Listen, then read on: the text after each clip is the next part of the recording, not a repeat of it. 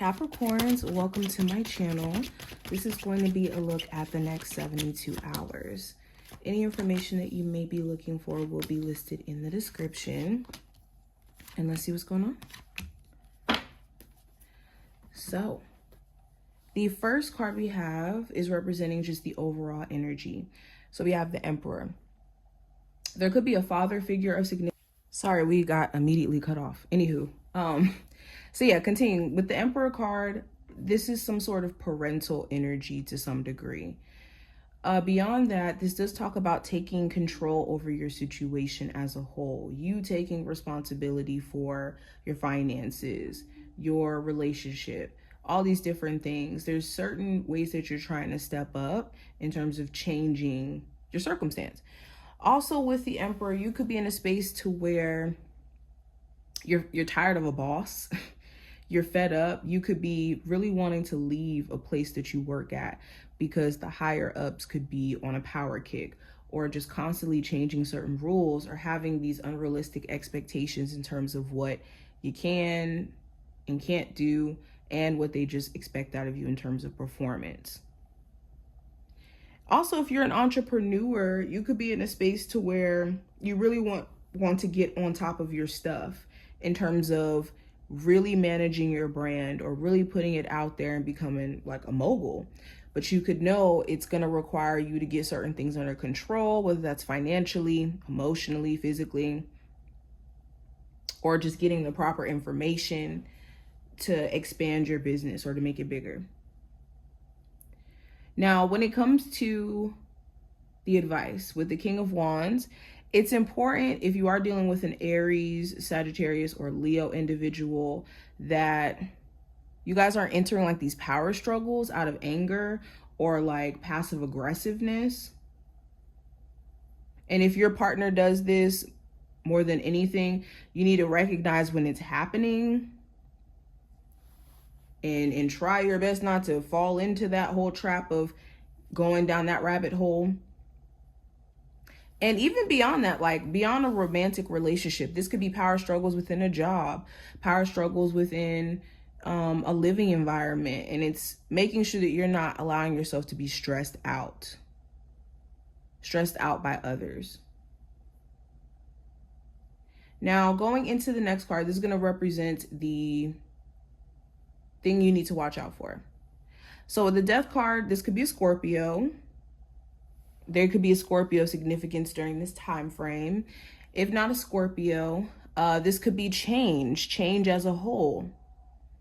Okay, things are definitely changing in terms of your mindset, your perspective, other people around you, their mindset, their perspective, their wants. And people are going to switch up. People are going to switch up. And if you feel like you're not, in the same energy of wanting to be around the same things, that's fine too.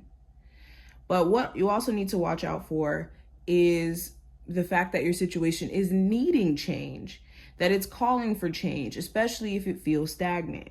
Whenever you experience stagnant energy in life, that's a sign that something needs to be switched up or something needs to be changed. Now, going into the challenge, I have the 5 of Pentacles. So the challenge may be that there's certain things that you want to pay for, certain things that you want to fund, and maybe you don't have like as much money quite yet to get there.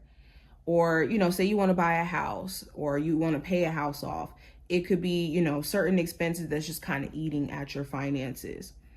For others of you, it could just be a perspective that you're only going to make a certain amount or that you're going to always have to struggle or worry about money, which doesn't have to be the case. This could be you having to leave something behind or someone ghosting you. That could also be the challenge, trying to wrap your head around why that happened and if that had something to do with you or more so something to do with that person in the state of mind or position in life they were in. Now, with the message from your spirit guides, the 3 of Wands, it's important that you're looking at the long term when it comes to your future plans. Do not make an outline of your future based off of temporary people in your life, based off of temporary situations. You want to make sure that you have a realistic depiction of what your future is going to look like, so that we don't get into the space of having expectations of certain outcomes and it doesn't happen that way and we think that we're off track. Also, it's important that you're making plans right now for things that you want to see grow way down the line. That's the only way that you're going to see the progress you want to see, is by being intentional. Now, the last card we have is the Wheel of Fortune, which represents the outcome. With the Wheel of Fortune, this talks about a shift, a favorable shift. So you could start to see things looking up for you if you're starting new things, working out, reading, trying new things within your business. You could be seeing some favorable outcome from this. There also could be a switch up randomly with a person around you. Now, this could be for the better or for the worse, depending on who this is or the circumstance. Now, going into the next cards, we have the Sun card here, which represents the light being shed on something. It represents happiness, peace of mind. I think the solar plexus as well. This card represents a lot of different things.